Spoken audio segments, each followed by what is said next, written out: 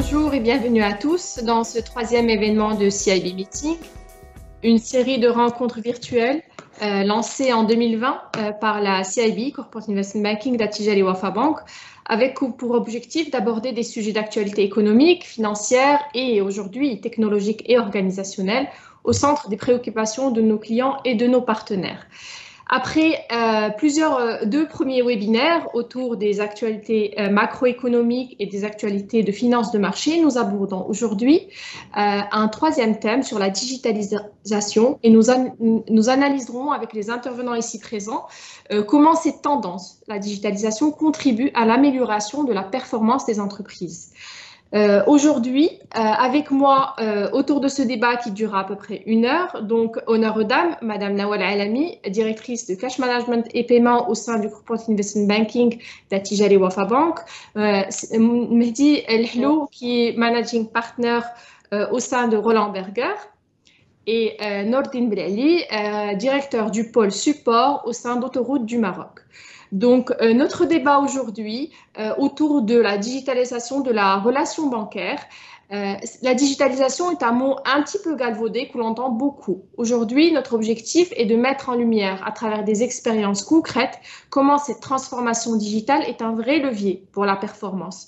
Comment sont réfléchies les expériences de transformation digitale et comment elles ont été expérimentées à travers des témoignages, à travers la concrétisation des ambitions de celle de Atijari Wafa Bank, de notre partenaire ADM, mais aussi avec une vision un petit peu stratégique proposée par Mehdi El Hello sur ce débat. Donc, sans plus tarder, nous rentrons dans le vif de notre sujet. Alors, Monsieur El Hello, en fait, au sein du cabinet Roland Berger, vous avez dû accompagner un certain nombre de clients au Maroc et à l'international dans leurs orientations et leurs projets de transformation digitale.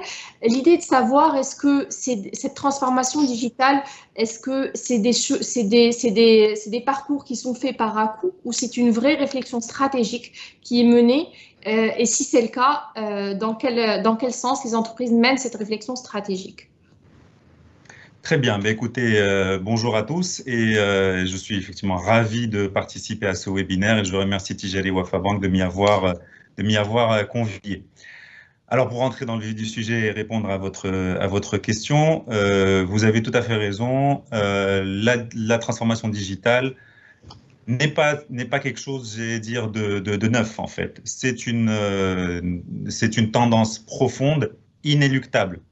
Quand on regarde et quand on pose la question, j'allais dire en 2019, si on revient un tout petit peu en arrière sur la transformation digitale et qu'est-ce qu'elle représente pour les CEO, on va dire 26% d'entre eux à l'époque déclaraient que c'était parmi leurs top priorités. D'accord? Et ils déclaraient également que 25 à 40% de leurs dépenses IT allaient être consacrées pour la transformation digitale. J'allais dire ça, c'était avant le Covid.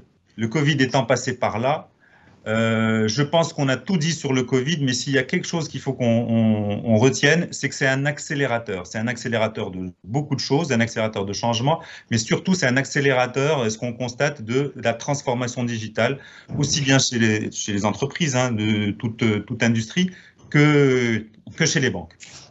Donc, la transformation digitale, encore une fois, est une tendance profonde, inéluctable. Si on se pose la question, aujourd'hui, comme vous l'avez dit, on parle de la transformation digitale de la relation bancaire, entreprise et banque, bien entendu. Exact. Si on revient déjà à la relation bancaire classique, quand on pose la question à un certain nombre d'utilisateurs et aux clients, au Maroc ou à l'international, malheureusement, ce qui ressort, c'est qu'il y a encore beaucoup de désagréments, ce qu'on appelle plus communément des pain points. Et justement, dans un monde de plus en plus digitalisé, ces pain points sont parfois exacerbés. Alors, je ne vais pas tous les citer, mais juste pour en citer quelques-uns. Qu'est-ce qu'on peut reprocher? Un manque de transparence, parfois un manque de visibilité sur les process, parfois un manque de réactivité. Souvent, le fait qu'on pousse des produits qui ne correspondent pas forcément aux besoins du client. On pourrait On pourrait en ajouter d'autres, hein, le fait qu'on demande plusieurs fois un certain nombre de papiers, que les processus de souscription soient longs, mais arrêtons là pour le moment. Tout ce qui importe, c'est que les clients, les entreprises voient en la digitalisation un moyen de répondre à ces pain points-là, en fait. Un moyen pour que la banque fasse plus d'efforts dans sa relation avec les clients. Et 25% de ces clients-là, dans un récent sondage que nous avons mené en Europe, disent que ce qu'ils attendent, c'est des processus accélérés à travers cette digitalisation et disent aussi que pour 20% d'entre eux, c'est une meilleure relation client. Alors, quand on pousse un petit peu plus loin et on demande quelles sont vraiment les attentes de cette entreprise vis-à-vis de cette relation client digitale, on va dire ça comme ça, je suis sûr qu'on y reviendra à travers les expériences que vous avez menées au sein de la banque. Mais l'un des premiers points, c'est effectivement une interface client unique, ou on va dire aussi de l'omnicanalité, c'est-à-dire démarrer quelque chose sur une interface client aujourd'hui digitale, pouvoir la finir potentiellement sur un canal physique ou vice-versa. Deuxième attente très forte des clients, c'est effectivement des processus simplifié et, j'allais dire, autonome. Ce qu'on appelle le self-care de manière générale, c'est effectivement une simplification des accès, une flexibilité aussi des opérations. Je vous ai parlé des produits personnalisés, une demande en termes de produits, d'offres adaptées, personnalisées aux clients avec de la valeur ajoutée. Et ce qui est surprenant, c'est que dans ce même sondage que nous avons mené, aujourd'hui, les entreprises déclarent quasiment à 42%, 45%, qu'elles sont prêtes à conclure des transactions totalement online type crédit. Donc, ce sont des choses encore là aussi nouvelles et qui sont fortement en attente.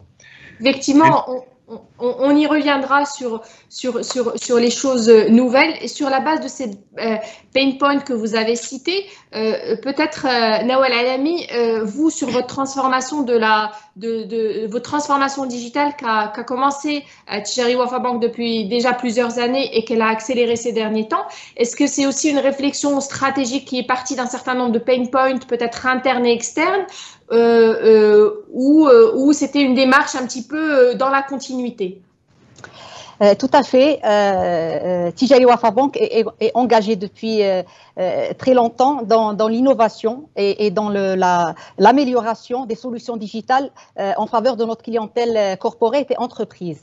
Mais nous avons voulu accélérer cette digitalisation et nous avons lancé en 2018 un programme stratégique ambitieux et une feuille de route digitale pour accompagner justement cette transformation digitale aussi bien en interne qu'en externe. Donc ce programme de transformation répond à deux enjeux, donc des enjeux internes qui concernent la transformation de nos processus métiers, qui sont bien sûr en interaction avec nos clients, mais pas que, donc tous nos processus métiers de manière à digitaliser nos processus front-to-end, également améliorer et automatiser nos activités de pilotage de nos différents métiers et également améliorer notre vision, la vision de nos clients. Donc ça, c'est au niveau interne. Et bien sûr, les enjeux en externe, c'est d'améliorer en continu notre offre digitale en faveur de la clientèle entreprise et cela en passant par plusieurs étapes qui comme l'a dit Silhlo, répondre à des besoins d'omnicanalité. Le client voudrait démarrer sur un canal et terminer son opération sur un autre canal. Également, améliorer l'expérience client, sachant que les entreprises et les corporates ont des organisations différentes et nous devons pousser des solutions qui répondent aux différentes organisations et également veiller à offrir toutes ces solutions qu'on détaillera par la suite dans un on va dire, avec le plus de sécurité. Voilà.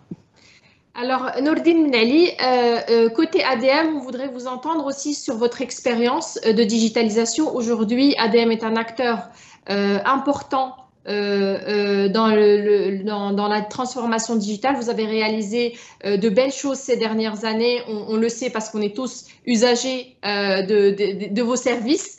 Ma question est un petit peu la même que celle à Mehdi Hlou, c'est est-ce que cette transformation digitale est une réflexion que vous avez menée à un niveau stratégique et qui a donné lieu à une feuille de route, ou elle est partie peut-être d'un certain nombre de besoins que vous avez commencé à combler via cette digitalisation?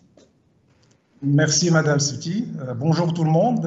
Je suis ravi d'être parmi vous aujourd'hui pour partager notre expérience digitale. Alors peut-être pour répondre à la question, je vais quand même donner quelques éléments de contexte. ADM était focalisé essentiellement sur la construction depuis sa création. Ça nous a permis de construire 1800 km d'autoroute. Parce qu'il y avait quand même un calendrier assez étoffé pour étendre le réseau et connecter toutes les grandes villes et les moyennes villes du Maroc.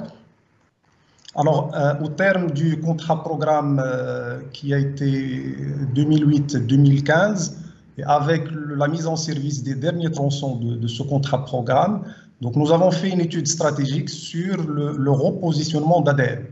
Et donc, quand on a fait le diagnostic stratégique, on a vu clairement qu'avec la taille que nous avons atteint, 1800 km, avec le trafic qui ne cesse d'augmenter, juste un chiffre, en moyenne, nous recevons 450 000 véhicules jour, et l'été, nous sommes à 550 000, le mois de juillet et le mois d'août.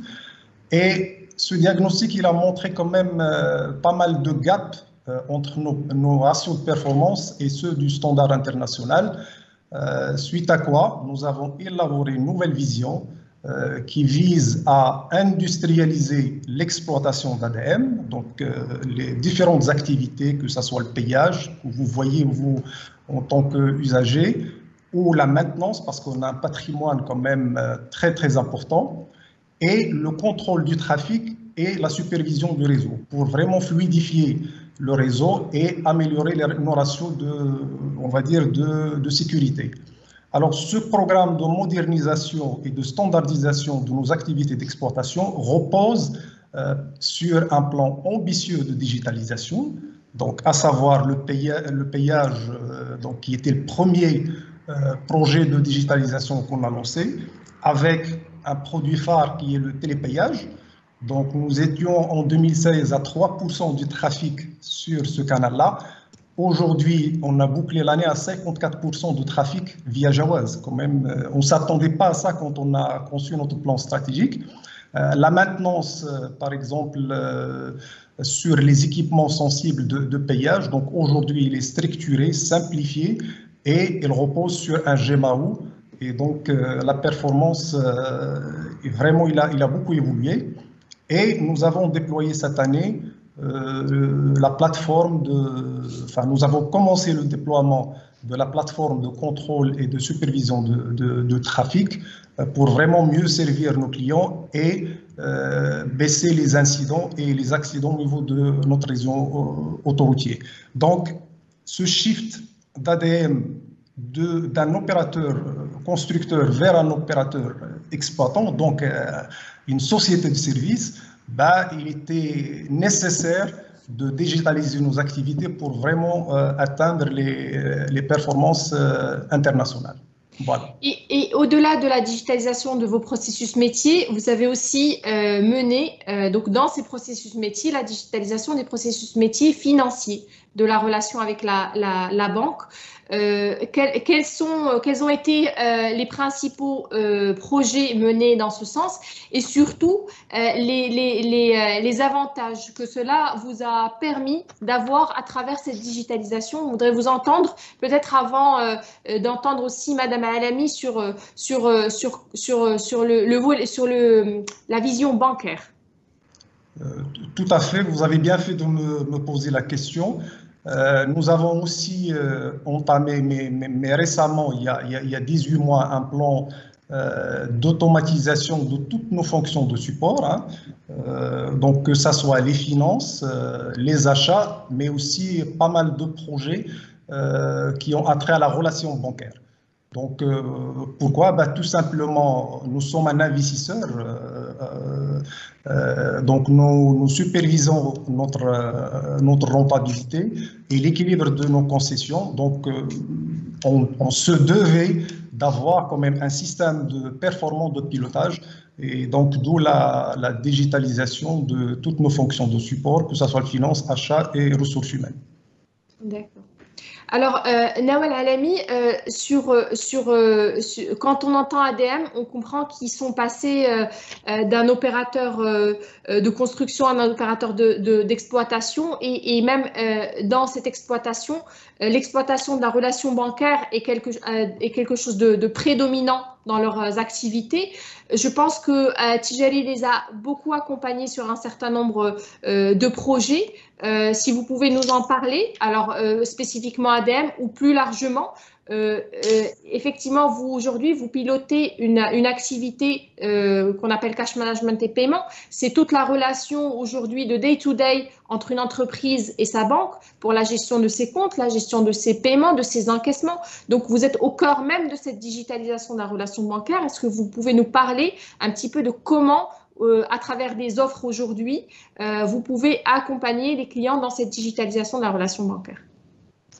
Tout à fait. Comme tu viens de le dire, la ligne de métier cash management et paiement apporte un certain nombre de produits et solutions à nos clients corporate et entreprises, et accompagne justement de très près la digitalisation et la transformation digitale de nos entreprises clientes à travers une offre globale qui couvre plusieurs domaines d'activité touchant la relation banque-entreprise, en passant par les produits et les solutions de banque à distance basiques qui permettent à nos clients de suivre au quotidien leurs opérations et transactions bancaires, donc des solutions de reporting et également des solutions transactionnelles pour régler les salariés, pour régler les fournisseurs et tous les tiers qui sont en interaction avec nos entreprises. Donc, globalement, des solutions de dématérialisation des paiements, des solutions de dématérialisation des encaissements, en passant des solutions les plus basiques aux solutions les plus sophistiquées, et également plusieurs solutions d'optimisation de trésorerie. Alors, l'intérêt en fait de notre approche et notre organisation pour accompagner nos clients entreprises, c'est de pouvoir d'abord bien sûr être à l'écoute et essayer de comprendre leur organisation pour proposer les produits adéquats. Donc nous avons un catalogue de solutions, on va dire standards, mais nous nous sommes organisés pour pouvoir accompagner nos clients et leur apporter des solutions sur mesure. Typiquement, dans la relation que nous avons avec notre client important, qui est la société Autoroute du Maroc, c'est que nous avons accompagné et répondu à plusieurs types de besoins, et ça s'est fait dans la durée. Et je laisserai Ben Ali tout à l'heure en parler, parce que forcément, comme on vient de le dire, la transformation digitale au niveau des entreprises n'est pas une chose aisée. Il faut qu'il y ait vraiment une volonté en interne, et ça, on va dire, la démarche, elle est progressive. Et donc, c'est ce que nous avons mené notamment avec la société Autoroute du Maroc, puisqu'on a commencé d'abord par tout ce qui est connectivité et ouverture de nos canaux d'encaissement, notamment pour la recharge du tag GEOES. Donc, c'était un besoin, une solution qui a répondu à un besoin d'exploitation, mais qui a également permis d'apporter, on va dire, une solution de valeur pour pouvoir digitaliser aussi d'autres clients. Donc ça, c'est sur la partie paiement et ouverture de nos canaux d'encaissement à nos clients partenaires. L'impact de digitalisation, il est auprès du client encaisseur, à qui on apporte une solution d'encaissement, mais également au client utilisateur, qui peut être une entreprise ou un particulier. Donc, sur d'autres solutions également que nous avons, que nous offrons et qui sont également utilisées par les autoroutes du Maroc, notamment des solutions de connectivité host-to-host, telles que EBIX, qui est un protocole d'échange banque-entreprise complètement dématérialisé, qui permet à l'entreprise de faire des opérations de reporting pour avoir une visibilité au quotidien sur ces opérations bancaires, mais également des opérations transactionnelles. Et là aussi, c'est des produits et solutions qui nécessitent un accompagnement de proximité pour permettre la connectivité entre les SI et l'interfaçage entre les SI du client et les SI de la banque. Il y a également d'autres solutions telles que SwiftNet aussi, qui est un protocole host-to-host qui est également utilisé par les grands corporates et les multinationales et sur lequel également nous accompagnons nos clients. Voilà. Merci Madame Alami d'avoir un petit peu listé les solutions qui permettent cette digitalisation de la relation. Alors avant peut-être de donner la parole à Nordine puis Mehdi sur une mise en avant des retours d'expérience pour ADM et plus généralement pour les clients locaux et internationaux en termes de gains, je voulais juste avertir nos téléspectateurs que il y a vous avez la possibilité de poser vos questions sur la rubrique questions-réponses au niveau de l'application Teams sur laquelle vous visionnez ce live, que nous poserons au fur et à mesure du débat ou à la fin en fonction de leur thématique. Donc, je reboucle avec vous, Nordine Benali, suite à cette présentation par Nawal Alami des différentes solutions. Peut-être pourriez-vous nous dire comment le fait d'avoir eu recours à un certain nombre de digitalisation de vos processus financiers à travers ce type de solution vous a permis de développer un certain nombre de leviers de compétitivité. Bon, c'est vrai que sur votre marché, vous n'avez pas des concurrents spécifiques, mais vous benchmarkez, je sais, par rapport à des confrères à l'international et vous devez d'être compétitif et performant pour vos clients internes et vos clients externes. Donc, quels sont concrètement un petit peu les apports de ces différentes solutions? Très bien, merci Madame Sibti. Peut-être avant de présenter les projets en lien avec la relation bancaire, laissez-moi juste présenter les principaux projets de digitalisation de nos activités, oui. Que ce soit métier ou fonction de support. Donc, oui. Notre projet s'articule autour de 6 points. Le premier, c'est le payage, puisque le payage, c'est notre interface avec la clientèle. Donc, ça commence depuis les équipements au niveau du voie de payage, passant par une agrégation régionale vers le système central. Donc, nous avons investi dans des technologies de haute performance, donc le télépayage. Le deuxième projet, et bien sûr, ce projet d'automatisation du payage, il repose sur une automatisation de la relation bancaire, que ce soit nous et la banque, ou nos clients, la banque et nous. Donc, c'était vraiment une occasion pour accélérer notre digitalisation. Le deuxième projet, c'est la supervision du trafic d'une façon automatisée. Donc, ça concerne avoir une plateforme de supervision. Donc, ça commence par des équipements intelligents au niveau des gares de péage, mais aussi sur les sections d'autoroute, pour que nous puissions superviser le trafic et anticiper les congestions, fluidifier et alerter surtout nos exploitants et nos clients via les panneaux de messages variables. Ça, le troisième projet, c'est la maintenance, puisque nous gérons quand même un patrimoine important. Donc, nous avons investi un peu plus que 55 milliards de dirhams. Donc, plusieurs équipements, que ce soit les ouvrages d'art, les sections d'autoroute avec les différents composants ou les équipements électroniques pour pouvoir piloter ce réseau. Donc, nous avons investi dans une refonte intégrale de notre chaîne de maintenance en s'appuyant sur une GMAO. Et donc aujourd'hui, on a commencé par déployer la GMAO sur tous nos équipements électroniques et en deuxième phase, nous allons les déployer sur notre infrastructure et nos ouvrages d'art. Le quatrième volet sur ce programme de digitalisation, c'est les fonctions de support. Donc, nous avons digitalisé les achats, on en parlera tout à l'heure, qui a été accéléré depuis le démarrage de Covid-19. La finance, donc nous avons fait quand même un premier jalon du projet, donc sur tout le module financier de notre ERP. Et la partie RH, aujourd'hui, on a tout digitalisé, que ce soit le volet administration de la paye et la gestion des demandes administratives. Donc aujourd'hui, on peut dire qu'on est à zéro papier sur le RH, zéro papier sur les achats, donc toute la passation qui est lourde dans des entreprises publiques. Donc aujourd'hui, il est complètement digitalisé.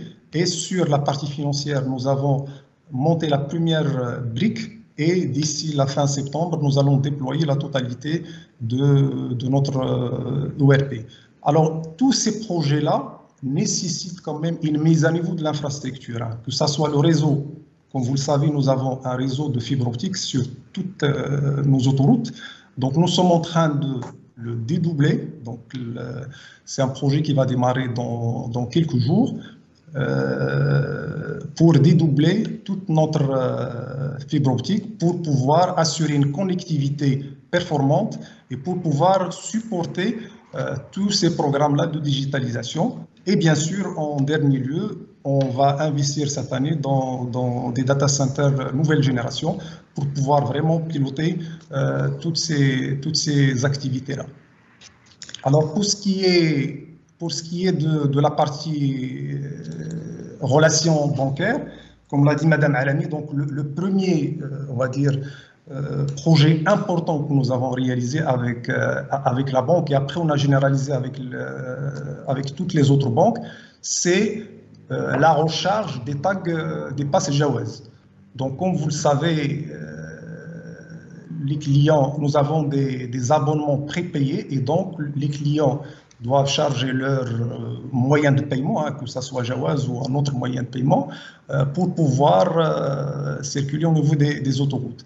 Donc avec l'utilisation de tous les canaux digitaux qu'on a conçus avec la banque, que ce soit la plateforme monétique pour que les clients puissent recharger leur moyen de paiement, que ce soit les GAP, les guichets automatiques bancaires, que ce soit au niveau des agences, que ce soit notre site de jawaz.ma. Donc aujourd'hui, nous avons sur ce créneau-là, nous avons atteint 52% de recharge sur des canaux digitaux. Sur les différents canaux que j'ai cités, c'est quand même un exploit. Aujourd'hui, on a atteint plus d'1 million d'abonnés sur Jawaz. Donc, avec notre réseau propre, si on voulait atteindre ce niveau-là, c'était quasiment impossible. Effectivement. 1 million viennent dans notre réseau qui est assez limité pour recharger le tag Jawaz. Donc, avec ce canal-là, enfin ces canaux-là, on a pu quand même développer ce produit-là qui est un produit phare pour nous. Oui. Alors, je comprends que en fait, l'usage des canaux bancaires physiques ou digitaux, d'ailleurs, comme l'exposait Nawal Alami, vous permet d'accélérer vos ventes, finalement, et de pouvoir atteindre un nombre de clients loin et dans toutes les régions de manière assez simple. Ça, c'était sur ce premier volet de digitalisation des encaissements et des recharges. Vous alliez aborder un deuxième volet? Tout à fait. Donc, le deuxième volet, c'est le règlement. Comme vous le savez, nous travaillons avec plusieurs écosystèmes, hein, sur la maintenance, sur le payage, sur la construction, enfin, toutes nos activités, on a des écosystèmes. Et donc, les règlements de ces fournisseurs-là, donc, chez nous, il y a quelques mois, c'était quand même un process assez pénible, hein. Alors, nous avons, avec la banque, digitalisé tout ce process-là. Donc, aujourd'hui, nos règlements sont regroupés dans l'ERP que j'ai cité tout à l'heure, et donc il génère notre ERP, donc il génère un fichier automatiquement qui est intégré au niveau de la plateforme de la banque, et donc le paiement se fait automatiquement. Donc ça, pour nous, c'est un exploit. Donc on a gagné vraiment en productivité et en délai de paiement. Je vous donne la parole, Mehdi Lhlou, pour peut-être compléter ces gains opérationnels tels que cités par M. Benali, qui est l'accélération des ventes, l'amélioration de la productivité, la digitalisation d'un certain nombre de processus et une meilleure peut-être visibilité sur leurs encaissements et leurs paiements. Par rapport peut-être à votre expérience de conseil et d'accompagnement des clients, quels sont les gains opérationnels attendus ou même réalisés par les clients suite à la digitalisation de leurs relations bancaires? Très bien, très clair. Alors, peut-être juste avant, c'est de repréciser un point qui est très important, qui a été dit par Madame Alami et Monsieur Benali, c'est le fait que avant de digitaliser la relation avec la banque, les entreprises sont déjà engagées dans leur propre digitalisation en fait, donc leur propre digitalisation, et ont pour objectif d'améliorer leur propre compétitivité. La relation avec la banque étant un acteur clé et important, donc c'est un facteur de compétitivité supplémentaire sur lequel les entreprises cherchent toutes à jouer, accélérer cette relation et l'interaction avec la banque. Monsieur Benali a cité effectivement un certain nombre de bénéfices et de projets qu'ils ont mis en place, et Madame Alami a cité effectivement tout ce qu'offre la banque. Si on regarde un petit peu plus concrètement qu'est-ce que peut apporter cette digitalisation comme bénéfice, j'allais dire, pour les entreprises, clairement, au-delà, j'allais dire, d'une meilleure connaissance, au-delà de nouveaux produits, de nouvelles offres, clairement, la banque cherche un objectif d'efficacité opérationnelle en interne, bien entendu, mais également vis-à-vis de ses clients. Si on regarde ces leviers, je vais dire un par un, je vais en citer quelques-uns et je vais m'attarder sur quelques-uns en particulier. En réalité, la digitalisation concourt à plusieurs niveaux de performance. D'abord, j'allais dire du plus simple, c'est de l'accès à l'information 24/24, 7 jours sur 7, de manière en temps réel. Ça, c'est à travers les portails, c'est à travers la mise en place de chatbots simples aujourd'hui, mais qui vont être de plus en plus enrichis, compliqués. Deux, c'est mise à disposition de reporting déjà prêt pour visualiser l'avancement d'un certain nombre de processus, pour visualiser également la situation consolidée de mes comptes, par exemple. C'est pas quelque chose que je dois consolider chez moi, mais quelque chose que m'offre la banque directement à travers son portail ou directement à travers des outils type API sur lesquels on va probablement revenir. Et donc, qui apporte aussi de la visibilité. Et probablement aussi, potentiellement dans le futur, du benchmarking. La banque dispose d'énormément de données qu'elle peut utiliser à terme pour positionner telle entreprise vis-à-vis de son écosystème ou de ses partenaires. Troisième bénéfice, c'est des processus simplifiés, c'est-à-dire de la souscription, des transactions, jusqu'au processus d'analyse et de réconciliation des comptes en fin de mois, fin de trimestre, fin d'année. Donc la souscription, c'est typiquement là où on mettait 3 jours pour collecter de l'information, 4 jours pour valider, contrôler, 3 jours pour valider les signatures. C'est considérablement réduit à travers de processus digitaux en fait. Et donc on est très vite capable de vérifier la compliance et d'ouvrir un compte et de démarrer tout de suite les... Et c'est l'une des frustrations majeures des clients. Et pour vous dire, à l'international, il y a des banques, une en particulier, qui en fait son credo de dire qu'elle va demander de l'information une fois et une seule, one document, one single time, par exemple. Transaction, ça c'est clair. Vous avez des accélérations en termes de transactions digitales end-to-end où en partie, mais ça accélère un certain nombre de processus et ça rend, j'allais dire, la vie plus facile aussi bien pour l'entreprise que pour les employés de la banque. Et enfin, bien entendu, analyse et réconciliation. Si je viens dans des choses encore un petit peu plus élaborées en termes d'impact, c'est l'amélioration des prévisions.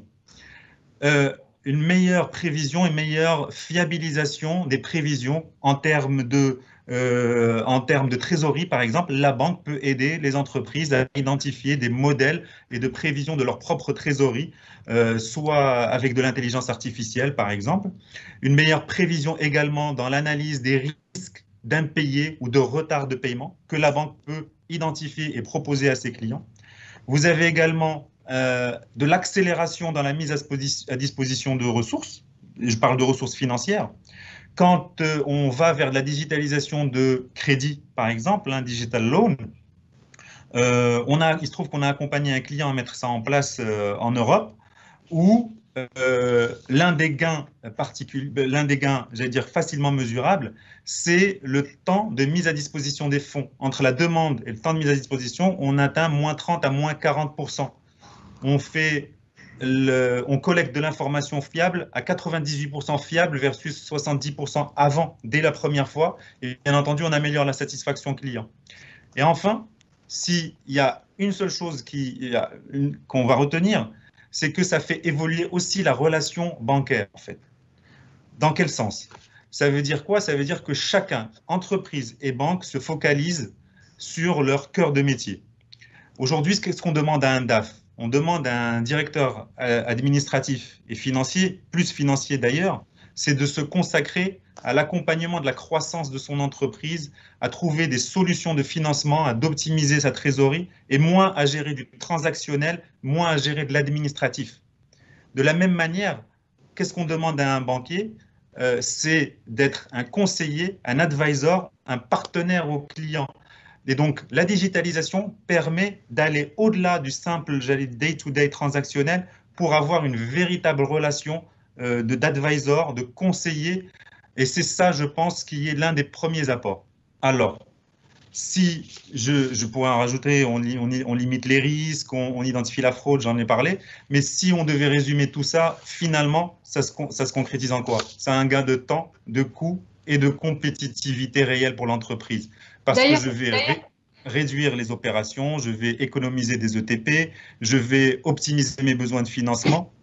Et au final, c'est ça que l'entreprise, et ça, c'est réel. D'ailleurs, en parlant de cette économie, j'ai une question qui a été posée par un participant, peut-être à ADM, pour dire est-ce que vous êtes arrivé, à travers cette expérience de digitalisation que vous menez depuis quelques années, à mesurer quantitativement l'impact peut-être en termes de ressources ou en termes d'économie qu'a permis de faire cette digitalisation? Tout à fait. Hein. Donc, aujourd'hui, quand on parle de la digitalisation, par exemple, du payage, aujourd'hui, on est à plus de 50% de transactions en télépayage. Donc, quand on fait le calcul simple, hein, l'investissement qu'on fait dans une voie totalement automatisée par rapport à une voie traditionnelle, on voit clairement que les économies sont là et sont importantes. Et en plus, on gagne en fiabilité, on maîtrise beaucoup plus les fraudes au niveau de l'autoroute. Donc, à titre d'exemple, aujourd'hui, quand vous voyez des gares importantes chez nous comme Bouznika, vous allez voir rapidement que les voies digitales sont beaucoup plus importantes, ils absorbent le maximum de trafic. Donc nous, on est contents parce qu'on fait des économies, mais aussi nos clients sont contents parce qu'ils passent rapidement. Donc au lieu de faire la queue pour passer dans une voie manuelle, ils vont passer rapidement dans une voie automatisée. Et sur les fonctions financières, est-ce que peut-être l'intégration, l'automatisation des rapprochements, je sais que, parce qu'on en a parlé précédemment, que vous utilisez des solutions de gestion d'actifs et de simulation, est-ce que c'est des solutions qui, elles, vous permettent peut-être d'avoir plus de recul, d'optimiser, d'automatiser un certain nombre de processus et peut-être confier des tâches à plus forte valeur ajoutée à un certain nombre de vos collaborateurs du système système du service financier. Très bien. Alors, écoutez, je vais commencer par donner 2 ou 3 exemples qu'on a bâtis avec la banque. Alors, le premier, c'est ce qu'a évoqué Simedi, c'est la digitalisation de la communication bancaire. Donc, ça, c'est un apport vraiment extraordinaire parce que on commence à récupérer et à intégrer nos relevés bancaires d'une façon automatique, surtout avec la nouvelle technologie IBIX dont a parlé Madame Alami. Donc aujourd'hui, le lendemain, on a automatiquement nos relevés et donc ça actualise nos soldes. Ça nous permet de faire notre rapprochement bancaire d'une façon automatique. Comme vous le savez, nous avons des milliers de transactions par jour. Le contrôle devient beaucoup plus simple. Le contrôle devient plus simple.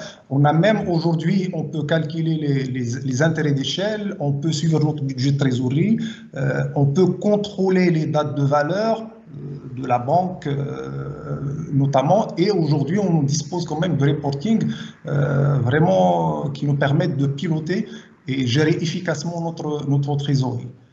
Le deuxième volet, c'est lié aussi à la trésorerie, c'est la digitalisation de la gestion des chèques.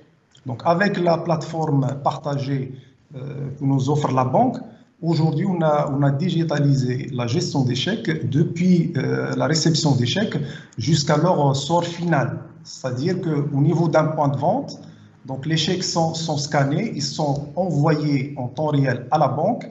La banque va faire la compensation et nous envoyer le lendemain l'avis de sort d'une façon automatique.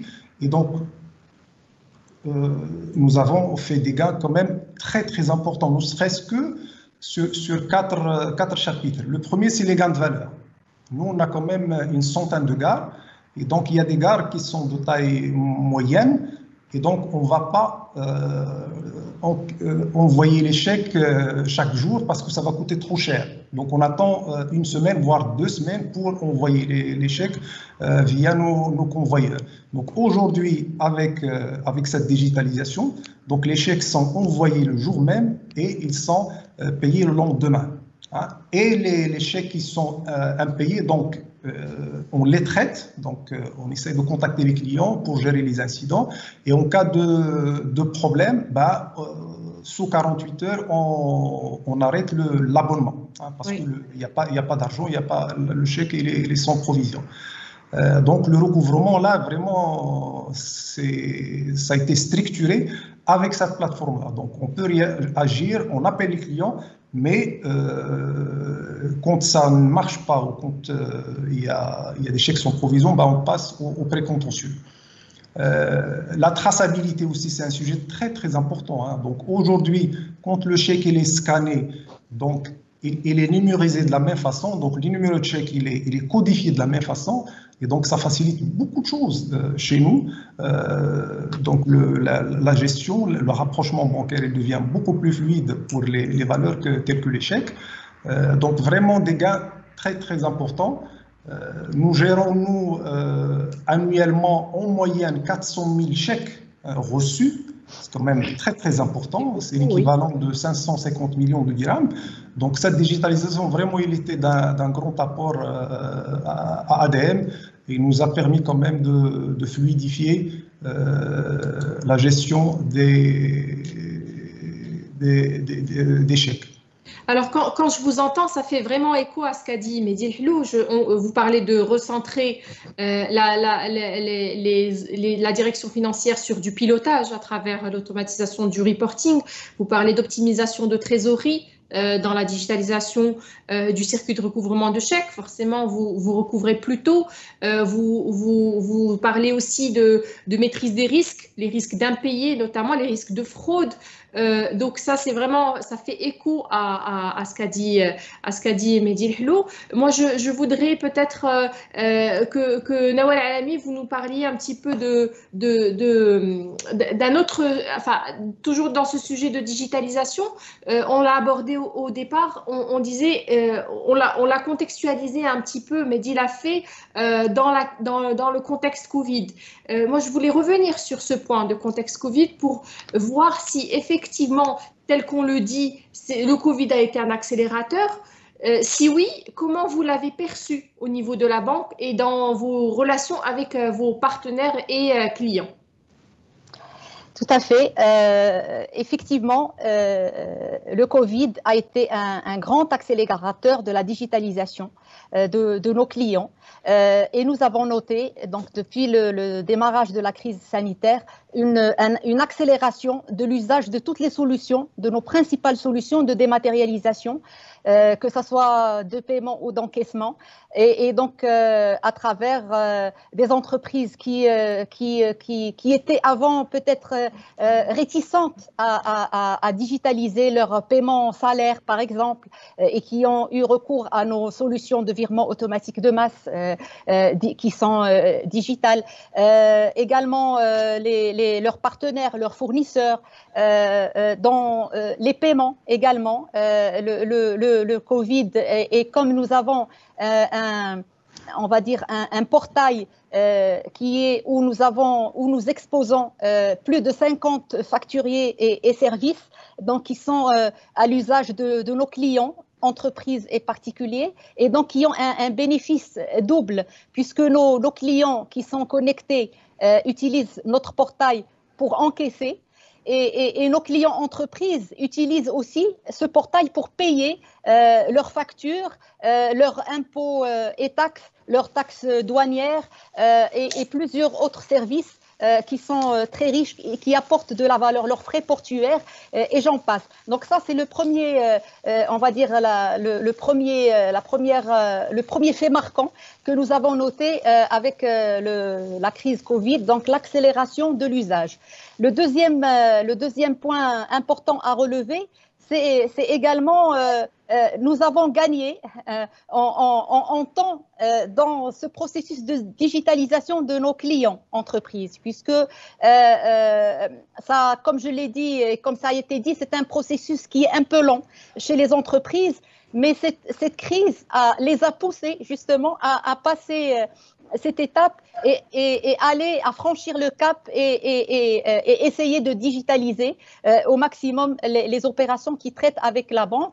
Et bien sûr, nous les avons accompagnés puisque nous avons des équipes dédiées qui accompagnent nos clients, des experts, des technico-commerciaux qui accompagnent nos clients corporate et entreprises dans la mise en place de ces solutions qui nécessitent un accompagnement en amont et post, on va dire, pour la mise en place et la mise en production de ces solutions-là.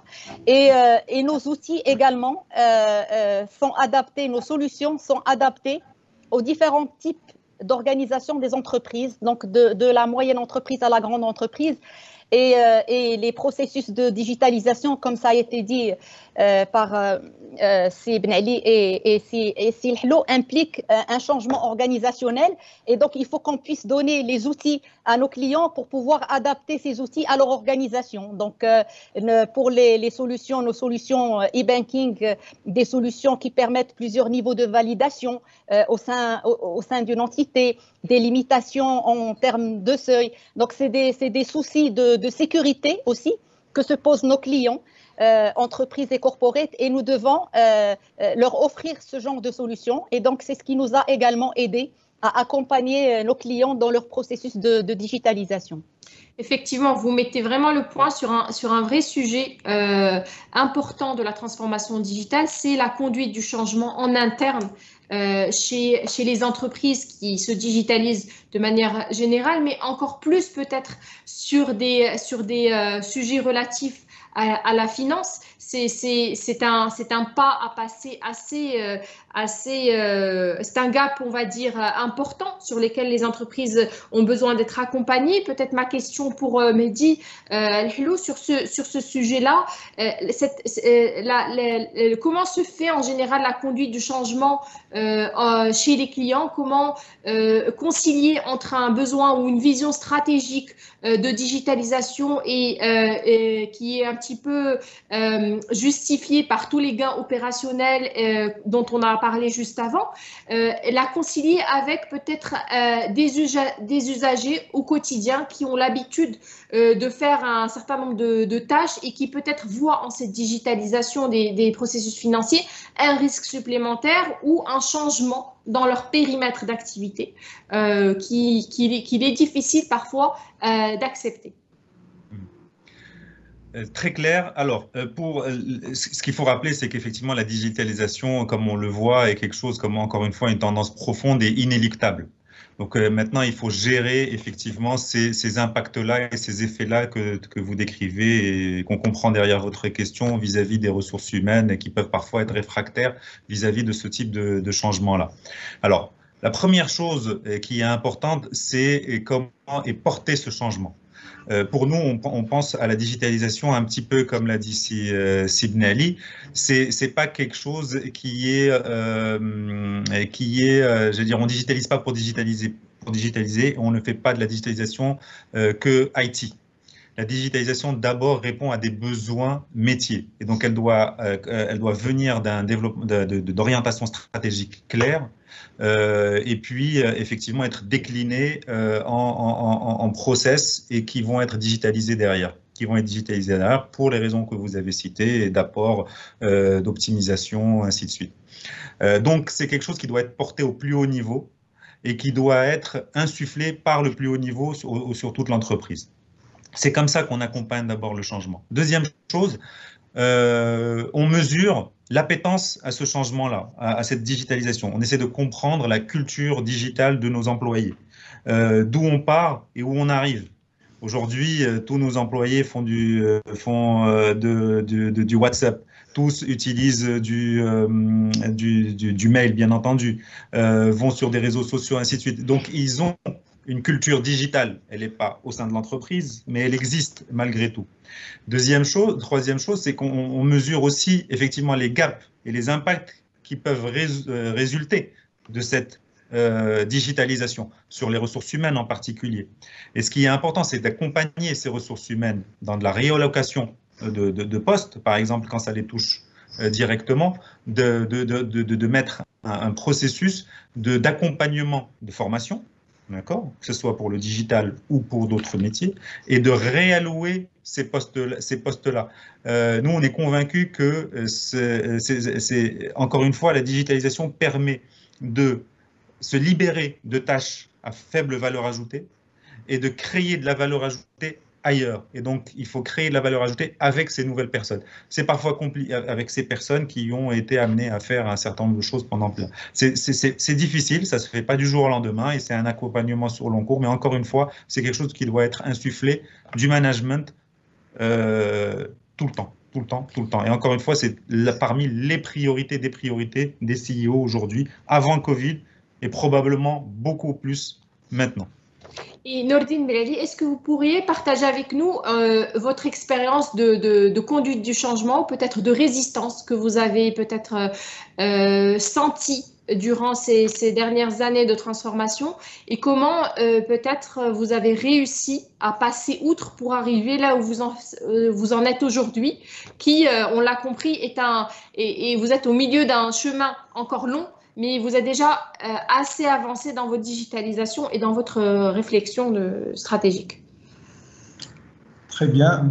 Écoutez, quand on a mis en place notre projet de modernisation de l'exploitation et ce programme digital, en même temps, on a mis en place un plan de transformation RH pour pouvoir former le personnel qui va être libéré sur les métiers qui sont digitalisés pour les mettre sur des métiers nouvelles, parce que quand on digitalise, il y a des métiers d'exécution, par exemple, qui disparaissent, mais il y a d'autres métiers qui apparaissent. Chez nous, par exemple, sur la chaîne payage, quand on automatise une voie, donc quand on atteint un niveau d'automatisation au niveau des gares, on a besoin de back-office qui vont surveiller le trafic, qui vont agir avec un client qui est bloqué dans une voie automatique, donc ce qu'on appelle la téléassistance, Et donc, il y a plusieurs métiers qui apparaissent avec la digitalisation qui visent vraiment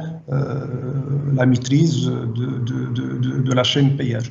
Donc, pour résumer, donc, nous avons fait ce plan de transformation des charges, mais on a quand même expliqué. Et tous nos projets, on a essayé avec une méthode agile de faire contribuer quasiment tout le personnel. Donc, à chaque fois qu'il y a un projet dans le cadre de ce programme digital, on crée des ateliers, on explique à tout le monde, hein, quel que soit le grade ou la fonction, on explique le projet, on explique les atouts, et aussi on donne de la perspective au personnel. Nous avons par exemple créé une strate organisationnelle qu'on appelle chez nous le management de proximité, donc des techniciens performants, donc on leur a donné plus de responsabilités, puisqu'on a libéré quand même pas mal de postes classiques, et donc on a créé des postes de management de proximité, et aujourd'hui, vraiment on sent qu'il y a une dynamique, une adhésion au niveau de l'organisation de tous ces projets digitaux. Alors, on est quasiment au bout de notre heure, ça passe relativement vite, hein, notre heure de débat, et on voulait ensemble aborder une dernière partie sur un petit peu les perspectives.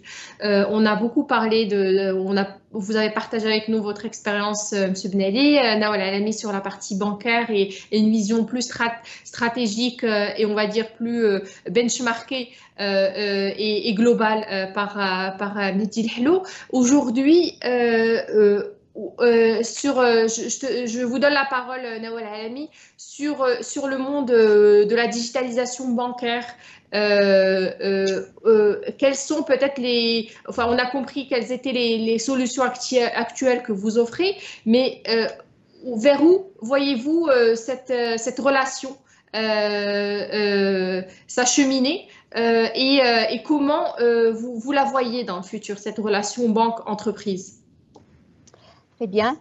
Alors, je commencerai d'abord par une première phase de notre programme digital, donc, qui a été lancé sur les 2 dernières années et qui est le lancement de notre portail Tijari CIB et Tijari Entreprise. Donc, déjà, ce nouveau portail, il répond déjà à un besoin de nos clients suite à nos études et à notre compréhension de ce que demandent nos clients en termes de digitalisation, c'est d'avoir un accès unique avec leur banque et de pouvoir traiter plusieurs activités avec la banque à travers un seul accès. Et donc, c'est ce portail que nous avons déployé depuis décembre dernier et qui offre un certain nombre de produits et services qui couvrent plusieurs activités, allant des solutions de cash management pour le suivi des comptes et des réalisations des transactions unitaires ou de masse, des opérations à l'international, des opérations de marché, pour traiter des cotations et des opérations de change, également tout ce qui est demande de documents bancaires, des alertes bancaires et également des solutions pour suivre tout ce qui est gestion d'actifs et pilotage des actifs sous gestion. Donc, à travers ce portail, nous mettons également à la disposition de nos clients un certain nombre d'informations financières sur les marchés et des recommandations aussi de nos experts qui leur permettent de prendre des décisions dans leur vie d'entreprise au quotidien et également des orientations opérationnelles ou d'ordre stratégique. Donc ça, c'est un peu, on va dire, une première brique et qui est aussi novatrice dans ce processus de transformation digitale de la relation banque-entreprise. Bien sûr, l'avenir, plusieurs projets, on va dire, sont en cours à travers ce qui est offert au niveau on va dire, des meilleurs standards à l'international. Et pour la clientèle corporate et entreprise, nous notons de plus en plus, pour des entreprises d'une certaine taille, le besoin d'être interfacés directement, d'interfacer leur système de gestion avec les systèmes de la banque. Et donc, c'est un peu le développement de tout ce qui est protocole host-to-host. J'ai parlé tout à l'heure du protocole EBIX, donc que nous avons lancé et qui donc commence à répondre aux besoins de nos clients corporate, mais sur lequel nous avons encore, on va dire, plusieurs innovations que nous avons apportées pour apporter aussi un service complet à nos clients. Donc des protocoles tels que EBIX, des protocoles tels que SwiftNet, qui apporte aussi donc un interfaçage direct avec les SI de nos clients et qui apporte beaucoup de sécurité. Et également le développement des API. Donc là aussi, c'est interfacer nos systèmes avec les SI de nos clients. Alors à ce titre-là, nous avons lancé dernièrement, en juin dernier, notre solution d'acquisition et une solution d'encaissement basée sur les API et qui accepte le paiement par wallet. Là aussi, c'est le développement du mobile payment. Donc, c'est aussi des projets et c'est les perspectives d'ouvrir aussi d'apporter des nouvelles possibilités d'encaissement à nos clients. Comme vous le savez, à aujourd'hui, nous comptons plus de 1 200 000 wallets sur le marché national. Et donc, c'est autant aussi de clients qui pourront payer sur les solutions d'acquisition que nous allons placer chez nos corporates. Et donc, nous avons déjà quelques clients qui sont déjà connectés. Et donc, c'est des solutions qui vont se développer de plus en plus. De la même manière, nous travaillons sur beaucoup d'autres projets innovants que nous présenterons donc à nos clients au courant 2021. Et l'idée, c'est d'offrir, bien sûr, d'apporter à nos clients entreprises des solutions qui vont leur apporter beaucoup de facilité dans leur gestion au quotidien, qui vont leur permettre de se focaliser sur d'autres activités à valeur ajoutée. Et également, c'est d'apporter à nos clients entreprises la possibilité de diversifier leurs canaux d'encaissement. Donc, la banque est là pour apporter plusieurs solutions. Donc, et aussi, tout ce qui est omnicanalité leur permet de passer d'un canal à un autre. Donc, donner la possibilité aussi aux clients de s'organiser et de personnaliser les services qui sont offerts par la banque en fonction de son organisation, parce que les produits doivent être aussi apporter cette flexibilité. Donc, c'est un peu le défi que nous lançons et nous sommes notre portail. Donc, c'est la première livraison. Et tout au long de l'année 2021, nous allons apporter des améliorations en continu, bien sûr, en restant à l'écoute de nos clients. Et ce que je voudrais aussi dire, c'est que l'écoute de nos clients nous permet aussi d'améliorer les solutions que nous leur offrons. Merci, merci Nawal Alami. Mehdi Lhelou, en complément peut-être de ce qu'a dit Nawal Alami sur des sujets qui sont relatifs à des périmètres de paiement, d'encaissement, de gestion de trésorerie et de banque au quotidien, je dirais est-ce que vous pourriez partager avec nous les tendances futures que vous voyez déjà peut-être ailleurs, qui sont déjà même pas futures ailleurs, elles sont d'actualité et qui vont commencer sur le périmètre, on va dire, marocain, parce qu'on parle à nos partenaires corporate et entreprises au Maroc, sur d'autres peut-être métiers de la banque. Tout à l'heure, vous parliez du financement notamment. Est-ce qu'il y a des tendances qui, comme ça, se dessinent, que vous pourriez partager avec nous? Oui, en effet. Alors, bien entendu, la digitalisation de la relation bancaire dépend beaucoup de la maturité et des banques et des entreprises, bien entendu. Et quand je vous entends, effectivement, je comprends que beaucoup de choses ont été déjà menées par Tijari Wafa Bank. Alors, en complément de ce qui a été dit par Madame Alami, et si on devait résumer, la digitalisation, on va dire, de la relation bancaire, si on devait la projeter, elle est sur 3 axes. Un premier axe plutôt dit relationnel.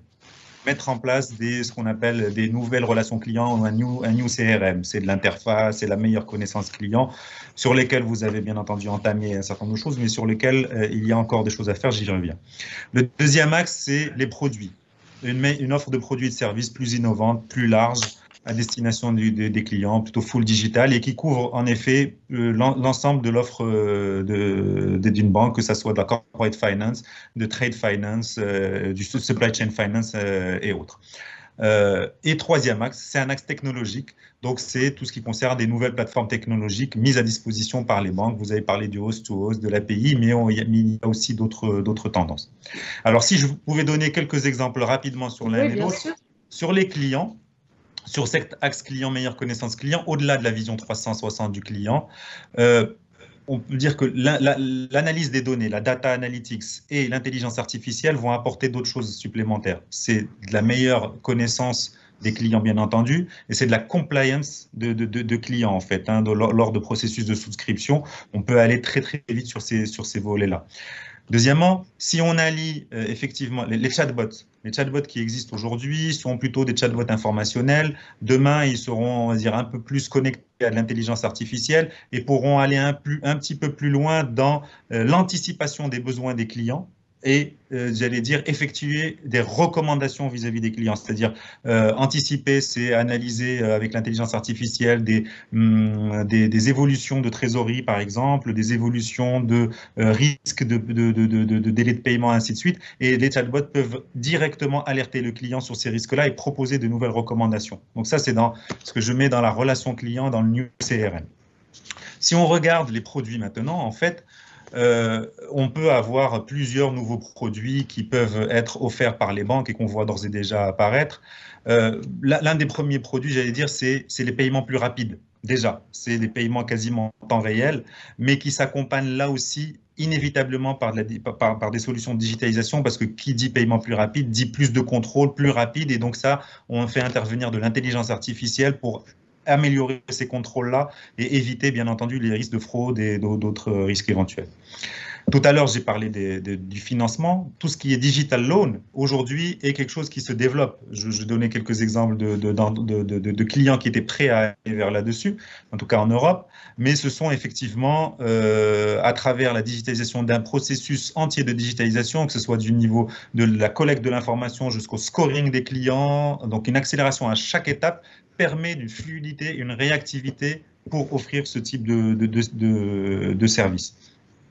Et puis, vous avez bien entendu d'autres produits, par exemple, tout ce qui est ce qu'on va appeler les virtual account management, qui sont aujourd'hui quelque chose qui est demandé par des grands clients, des grands facturiers ou des grands, j'allais dire, collecteurs, qui consiste finalement à disposer d'un compte physique chez une banque, mais à l'intérieur de comptes virtuels qui servent à avoir en face d'un fournisseur un compte virtuel qui permet facilement de réconcilier les crédits débits de ce fournisseur-là, par exemple. C'est valable pour les grands facturiers, par exemple. Et puis qui permettent également, ces VAM, Virtual Account Management, de faire du simili cash pooling et de la gestion de manière un peu plus simplifiée des multidevises.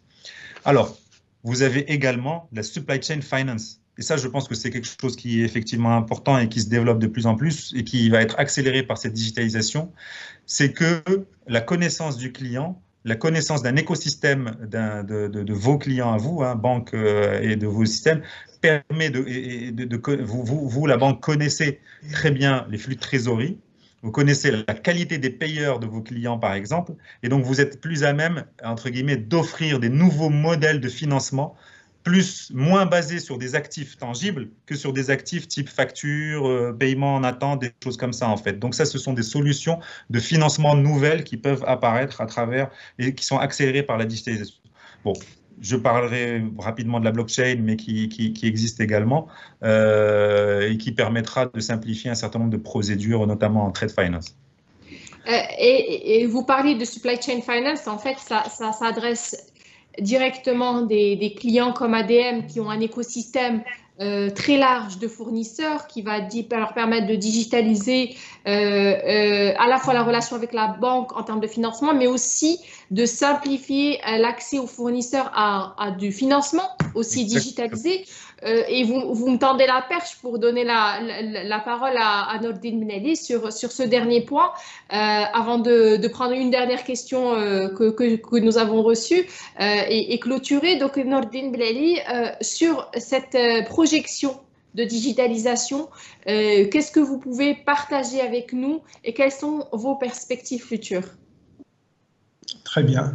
Alors, premièrement, nous allons poursuivre notre digitalisation du paysage. Donc, aujourd'hui, on a dépassé les 50%, mais nous visons à moyen terme d'atteindre les 80%. Alors, ça va fluidifier nos gares parce qu'une voie télépéage, il a une capacité 6 fois plus importante qu'une voie classique. Donc des gains de productivité très, très importants. Nous visons en parallèle à ce que la recharge de ces moyens digitaux puisse atteindre les mêmes proportions, donc aussi avoisiner les 80%. Alors, si tout ça se passe bien, donc à ces niveaux-là, on peut ambitionner le free flow sur quelques sections de nos autoroutes. Donc cette année, par exemple, on a lancé avec 2 opérateurs internationaux 2 sites pilotes sur le free flow. Donc ils sont planifiés en 2021. Donc nous sommes en train de voir à quel moment on va les lancer. Troisième point, et c'est ce qu'a évoqué M. Mehdi, c'est l'intégration de l'intelligence artificielle. Donc, dans notre métier, c'est vraiment très, très important parce qu'il y a des flux importants. Donc, nous sommes sur quelques POC sur la partie payage, avec des opérateurs. Et donc, nous ambitionnons aussi d'utiliser au maximum cette technologie pour pouvoir vraiment bien gérer nos chaînes payage, mais aussi le contrôle de trafic, qui est quand même une activité très, très importante chez nous. Nous allons aussi généraliser la gestion, la GMAO sur toute l'infrastructure, parce qu'aujourd'hui, il est déployé sur les équipements électroniques, au niveau des gares et au niveau du réseau, et les installations un peu spécifiques comme les installations électriques, mais on va essayer de la généraliser sur les ouvrages d'art et sur toute l'infrastructure. Donc c'est pour nous un projet très très important. Sur le volet bancaire, donc nous sommes en test avec la banque de ce qu'on appelle les coffres-forts intelligents. Donc comme vous le savez, nous gérons beaucoup de cash au niveau des gares, parce que même avec l'effort de digitalisation du payage, nous avons quand même encore une proportion en cash. Et donc, toute cette manipulation, cette collecte de cash depuis la gare jusqu'à la banque, c'est quand même un processus assez lourd. Et donc, à travers on va dire, cette technologie, d'ailleurs, ça fait des mois qu'on est sur deux sites pilotes, ça va nous permettre vraiment de digitaliser la manipulation,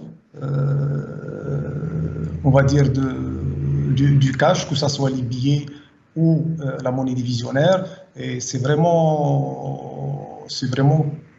un projet qui est très très attendu, qui va faciliter un peu le travail de tout le monde. Donc, je le simplifie en quelques mots. Donc, c'est un automate qui va préparer les encaisses pour les caissiers au niveau des voies, qui vont rester en manuel, qui va aussi, si le caissier a besoin de monnaie ou d'échange, donc il va revenir à l'automate pour demander le change. Et en fin de poste, il va remettre l'argent sur le coffre-fort intelligent. Donc les billets sont contrôlés, la monnaie divisionnaire est contrôlée. Donc il y a des niveaux de validation et en temps réel, on sait par rapport au trafic théorique qu'on a sur le système d'exportation, est-ce que l'argent qui est déposé par le caissier, est-ce qu'il est vraiment équivalent à la recette théorique ou pas, avec un split entre la partie chiffre d'affaires et la partie fonds de roulement. C'est un projet très très important et très attendu chez nous. Ça c'est très ambitieux et puis c'est opérationnellement très pertinent parce que c'est une vraie centralisation de la vision sur la trésorerie en temps réel. au-delà d'être une optimisation des risques opérationnels sur du vol, de la mauvaise manipulation, des faux billets, etc., qu'offre cette solution. Je vous remercie pour ce témoignage. Alors, j'ai deux petites questions. Donc, la première pour Madame Alami sur comment la banque s'adapte aux besoins spécifiques des clients sur la digitalisation, parce qu'effectivement, on s'adresse beaucoup à des clients corporate qui sont des grandes structures avec une organisation spécifique et des systèmes informatiques souvent développés en interne pour la gestion opérationnelle. Donc, comment la banque adapte ses solutions pour les accompagner? Très bonne question. En effet, comme je l'ai exposé tout à l'heure, nous avons des solutions standards, un catalogue d'offres et de solutions standards, mais nous avons aussi la capacité et nous nous sommes organisés de telle sorte à ce qu'on puisse accompagner nos clients corporate et grandes entreprises qui ont des besoins spécifiques. Donc, nous avons des équipes, on va dire des experts métiers déjà qui sont capables de comprendre et de faire des ateliers de travail avec nos clients pour comprendre leurs vrais besoins et de dialoguer avec parce que il y a plusieurs points d'entrée au niveau de l'entreprise selon le besoin. Donc, dialoguer avec les entités qui ont ce besoin-là et aussi les équipes SI, parce que souvent, c'est des solutions qui reposent sur de la technologie. Et donc, comprendre le besoin. Nous avons au niveau de notre pôle CIB, une organisation et donc une équipe projet qui est aussi qui s'occupe de traduire ces besoins clients pour les transmettre à nos équipes SI qui vont travailler à adapter les solutions actuelles qui sont les solutions standards, on va dire, pour répondre aux besoins de nos clients. Et nous nous sommes organisés aussi au niveau de nos équipes SI pour tout ce qui est solutions digitales. Nous avons adopté le mode agile en termes de conduite de projet de manière à pouvoir réduire le délai, on va dire, de délivrance de ces projets-là et de manière à répondre dans un laps de temps relativement réduit aux besoins de nos clients. Nous avons également pensé nos solutions, et d'ailleurs j'ai parlé tout à l'heure des solutions qui sont exposées sur notre portail. Nous avons pensé ces solutions de manière à les améliorer et à pouvoir les adapter aux besoins de nos clients. Parce que les besoins, les entreprises sont organisées d'une manière différente, les tailles des entreprises ne sont pas les mêmes. Et donc, il faut que nos solutions soient flexibles. Et c'est dans ce sens que notre portail, dans sa première version déjà, il est conçu de manière à ce que ces modules soient évolutifs en continu et donc ils pouvoir être adaptés aux besoins de nos clients. Et on a poussé en fait la réflexion au niveau de ce projet-là de manière à donner aussi la possibilité à nos clients de pouvoir paramétrer les solutions qu'on leur expose pour répondre à leurs besoins internes. Donc, c'est comme cela qu'on répond à ces besoins-là, selon la solution. Et d'ailleurs, dans le témoignage de M. Ben Ali sur la solution de dématérialisation des encaissements chèques, les autoroutes du Maroc n'ont pas utilisé cette solution telle qu'on la propose d'une manière standard et nous avons dû adapter cette solution aux besoins et à l'organisation des autoroutes du Maroc. Et c'est comme ça que nous avons équipé plus de 32 sites à aujourd'hui, vraiment en déployant une organisation spécifique aux besoins des autoroutes du Maroc. Et donc, on est organisé pour pouvoir répondre aux différents besoins spécifiques de nos clients. Merci Nawal Alami pour cette réponse. Peut-être une question pour vous, Mehdi Lhlou. L'une des limites opérationnelles est la multitude des canaux de l'information. Quels sont vos conseils sur ce point pour éviter la dispersion de l'utilisateur quant à la recherche d'informations?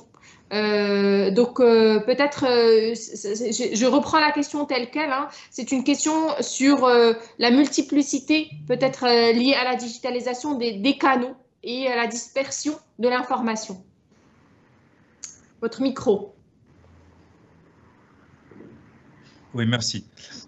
Alors, si effectivement le sujet est de parler de la relation bancaire, L'un des objectifs de cette digitalisation et ce qu'a exposé Mme Alami tout à l'heure est justement répondre à ce besoin-là, en fait, en mettant en place un portail unique qui présente l'ensemble des produits et l'ensemble des services, mais qui va bien au-delà, parce qu'on ne parle pas que de produits et services, c'est un portail qui est informationnel, mais aussi transactionnel.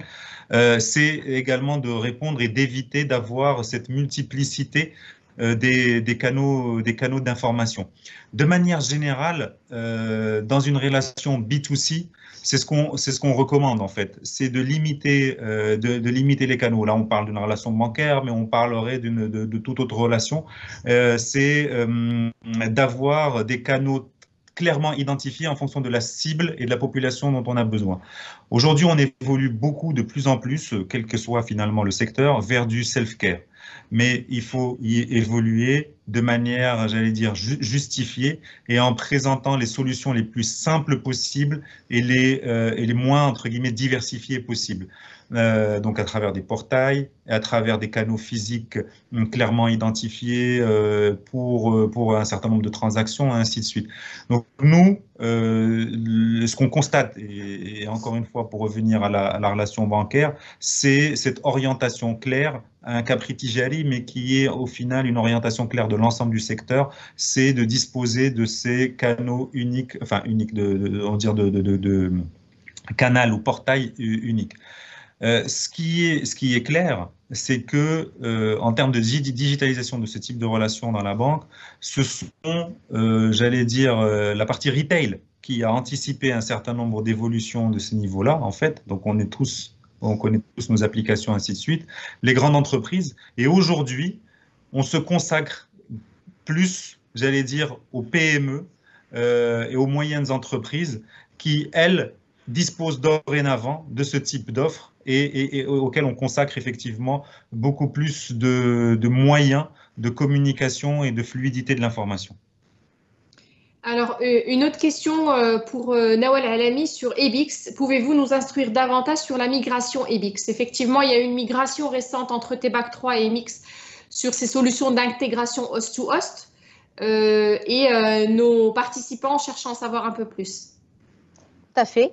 Alors, le protocole EBIX, c'est un protocole d'échange entre la banque et l'entreprise et entre l'ERP de l'entreprise et la banque. Et donc, la migration se fait, bien sûr, il y a des prérequis.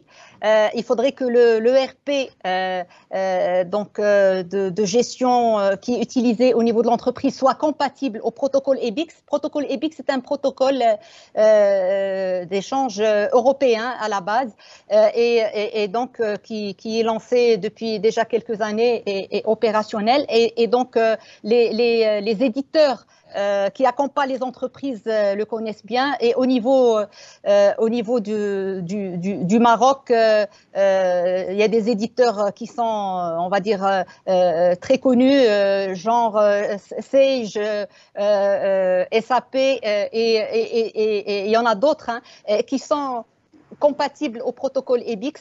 Et donc, ils doivent accompagner l'entreprise pour la mise à niveau pour pouvoir dialoguer avec la banque via ce protocole.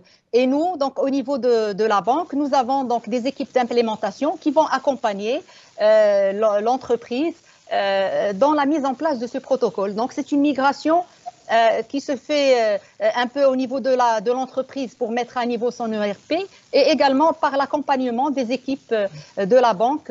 Et nous avons aujourd'hui plusieurs clients qui ont migré vers ce protocole qui apporte beaucoup de valeur en termes de dématérialisation totale du rapatriement des relevés bancaires et également de tout ce qui est opération transactionnelle, qu'elle soit unitaire ou de masse. Et d'ailleurs, Sibn Ali, tout à l'heure, a parlé de son expérience au niveau de la mise en place au niveau de sa direction financière de ce protocole et nous l'avons accompagné, bien sûr en collaboration avec des équipes financières des autoroutes du Maroc, et ça s'est passé dans des conditions tout à fait normales. Et donc, voilà, pour ce client qui a posé cette question, nous sommes disposés à l'accompagner, à mettre en place ce protocole rapidement, dans les meilleures conditions.